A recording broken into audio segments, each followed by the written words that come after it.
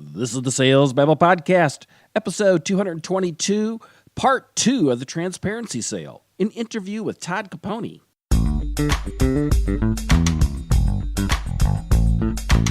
Welcome to Sales Babble, the podcast that shares selling secrets for non-sellers. And now your host, Pat Helmers.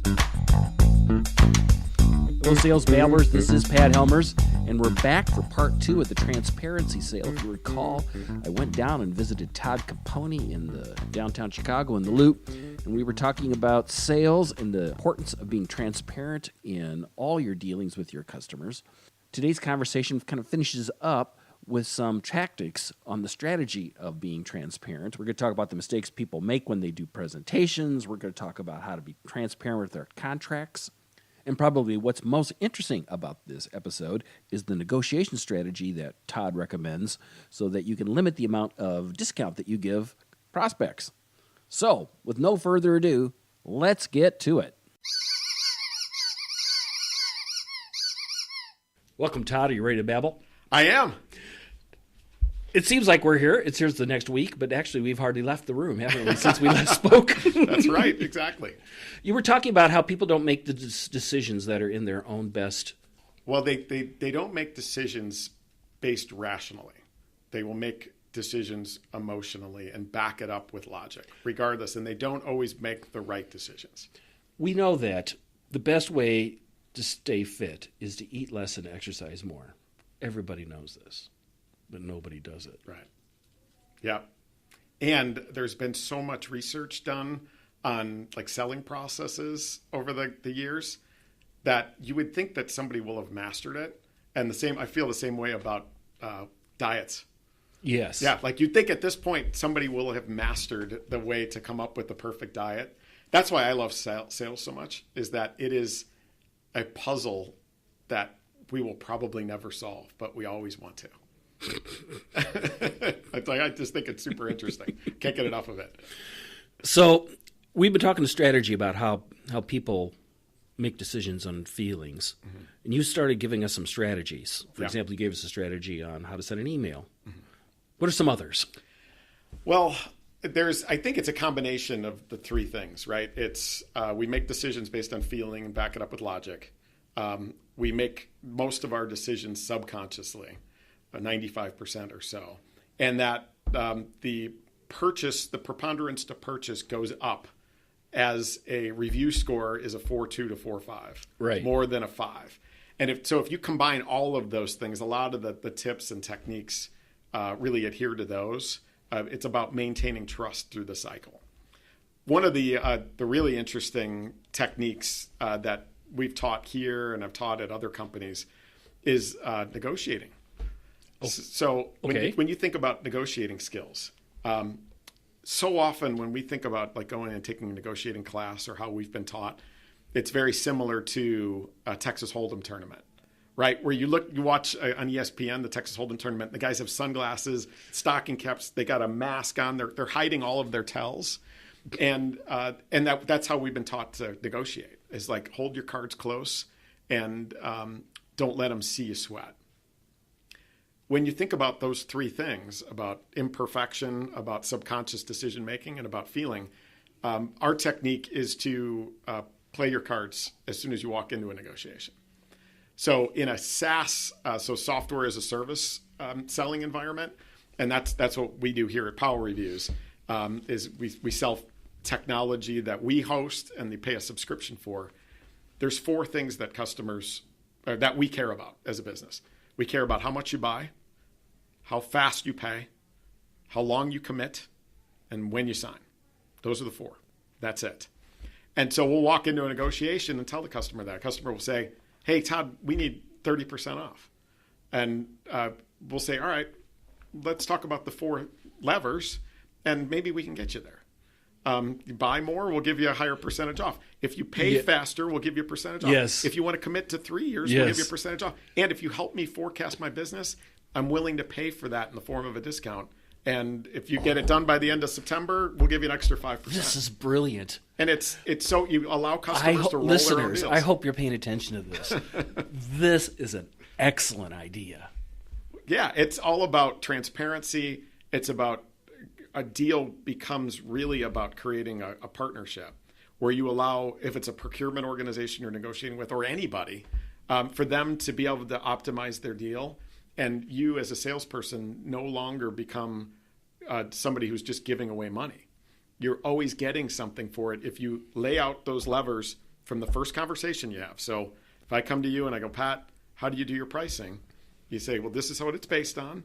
And the things that really move the needle are commit to more, pay faster, commit to a longer deal, and then help me forecast my business.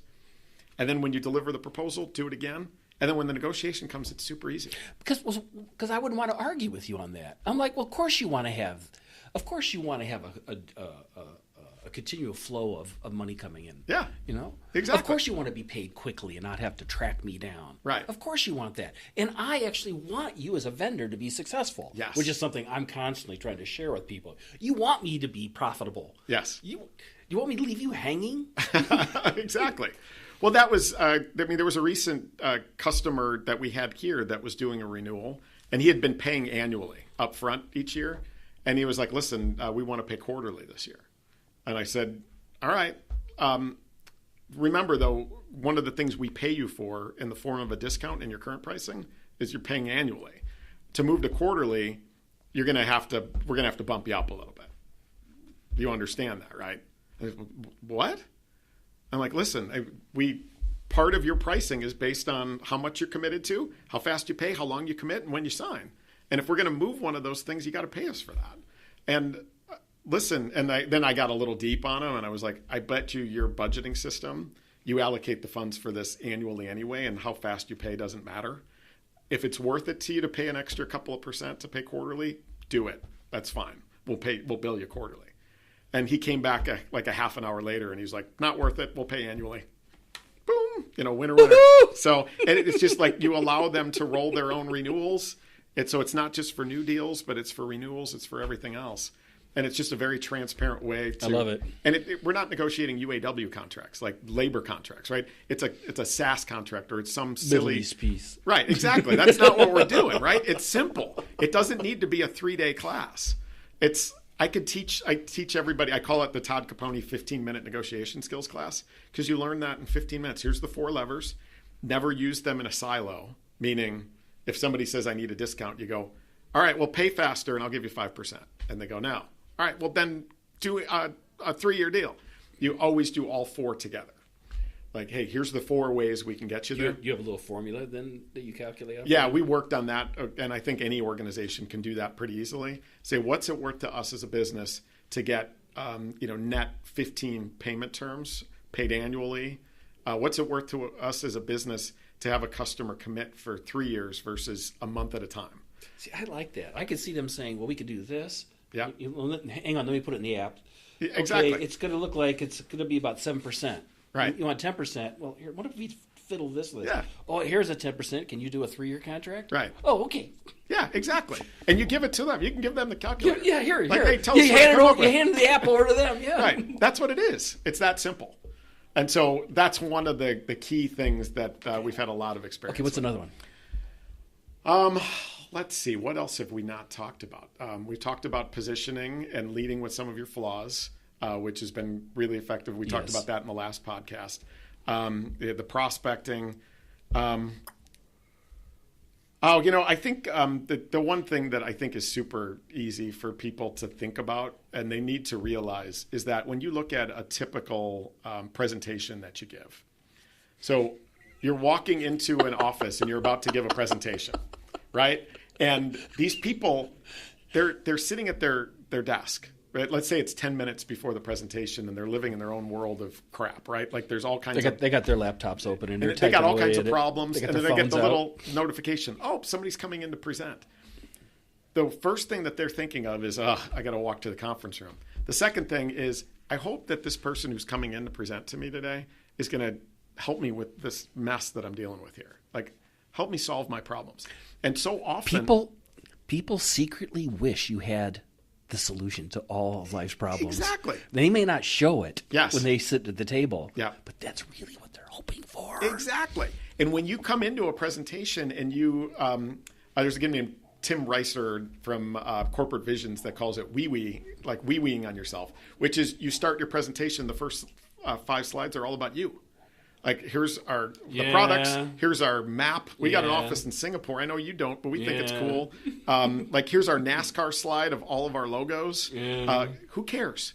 And then by the time you get through slide 5, the person that just came from their desk and their troubles are going, you know what, I'm going to grab my phone, start checking my email because this person's talking about them and not me. And so it's just a simple mindset to have empathy for the people that you're going in to talk to. You've got to start with them. Identify with their problems, give them a path to how they're going to solve it, and then finish with you. Like, hey, how we're best armed to be able to deal with this. The NASCAR slide, I used to joke that if I saw the NASCAR slide is your logos, all your logos, it's kind of like a NASCAR. These are all the people we partner with, exactly, or all the customers that we have. I used to joke that if that slide was in the first 10 slides of a deck I saw, you're fired. And it was a joke, but everybody knew. And as a result, there's no NASCAR slides here or any company that I've worked with. But sometimes a customer will say, like, who are you working with? Pull it up out of your appendix, show it at the end. But 9 times out of 10, that's not the winner, right? But giving case studies and showing how you work with customers like them, very important. But you don't need a NASCAR slide for that.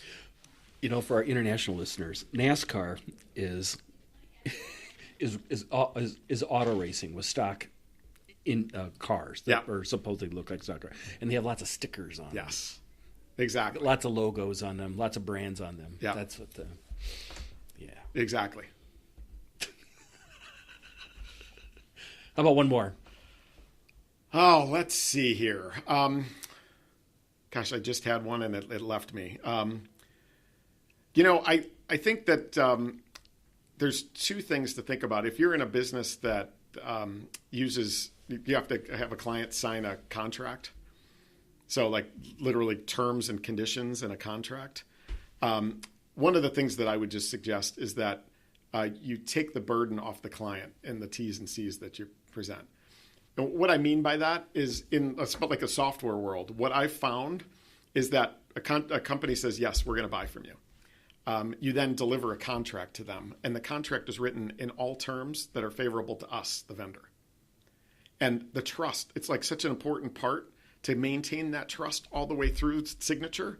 And then we wonder why our deals slow down and why lawyers take the deals for 8 weeks, because you've started your contract negotiation with terms that are favorable to you. And then your justification is, well, they'll just redline it and we'll come to a happy medium. Start with it. Deliver the thing and say, hey, here's a couple of terms that sometimes our customers have some heartburn with. Let's go through them. Lead with transparency all the way through contract signing. That why now at the end of the contract, like at the end of your sales process, don't just let the lawyers take it. Be transparent. It's something that drives me nuts where I see people putting like auto renew terms in contracts. Saying, hey, listen, you're going to sign a contract with me, Pat. It's going to be a year.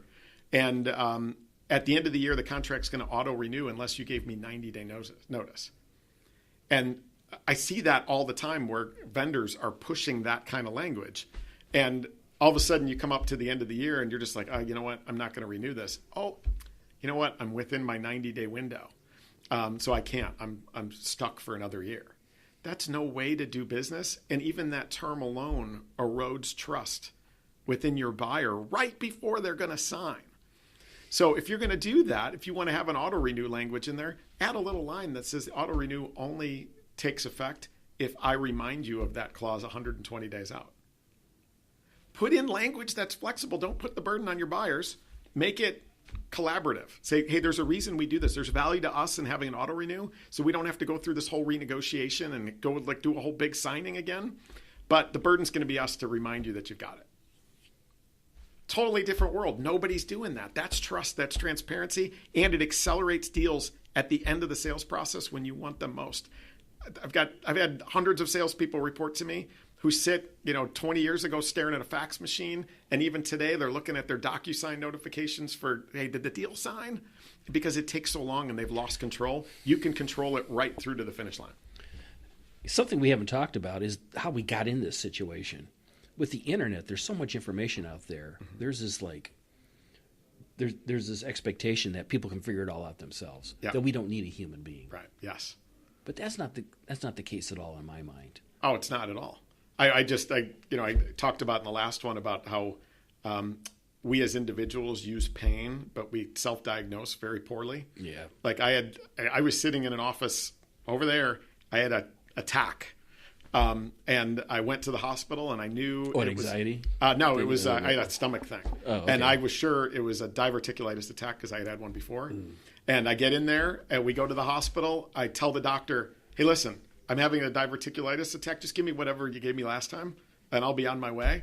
And the guy's looking at this is probably TMI, but he's looking at my urine sample. He's like, yeah, you don't have diverticulitis. You have a kidney stone.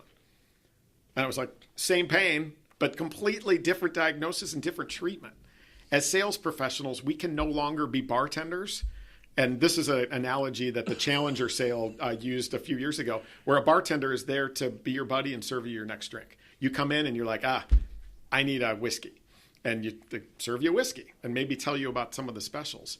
In the Challenger world, we had to become personal trainers, which was tell me about your issues and I'm going to help figure out the best path to get there for you. And I might challenge you along the way and tell you can do more than you thought you could.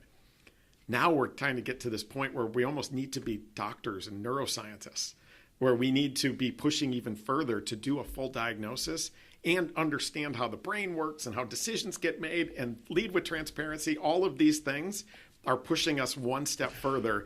Otherwise, will AI take over the role of the salespeople? I think as every technology has come along, it's forced the sales profession to evolve, and transparency and feedback is forcing it to evolve again. AI will continue that evolution and force any manual, repetitive tasks that salespeople do is going to have to go away, and they're going to need to evolve beyond that. And they almost need to get a doctorate in whatever they're selling. That's what this conversation is really about. Yep. How can people find you online?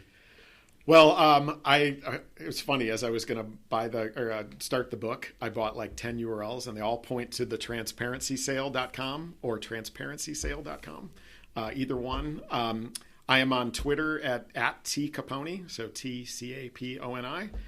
Or if you listen to the podcast and you want to connect with me on LinkedIn, just mention it in your little message to me and connect with me on LinkedIn.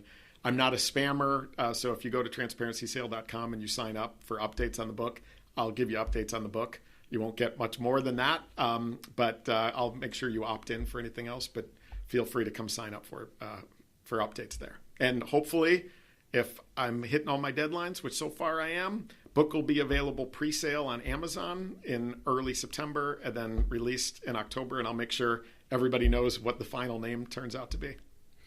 When the final name does come out, I'll go back and I'll probably publish this later in the summer. Oh, thank you. I'll go back and update all the links and make sure it's pointed to the real book. There you go. Perfect. That's great. Thank you. Happy to do that. Todd, this has been great having you visit us here on Sales Babble. This has been a ton of fun. Thank you. I'm having a blast. This is great. So thanks for coming in and doing it. Isn't he terrific? I can't wait to read this book when it comes out. So I promise you, folks, I will keep you in the loop as it slowly gets closer to publishing. To connect with Todd, in the meanwhile, you can find him in the show notes at www.salesbabble.com/222. Next week, we have a great segue in that we meet Colleen Francis, who talks about how honesty sells. She has written a book on that. It kind of goes to this whole idea here of being transparent and being straightforward and being honest in everything that you do with your customers, and that makes for good business. That's all I got for today, but if I could ask you just to do one thing, if you could like this podcast on whatever podcast listening device that you're listening to, whatever app it is, I would really deeply appreciate it. So until next week, take care and have a highly successful and profitable selling day.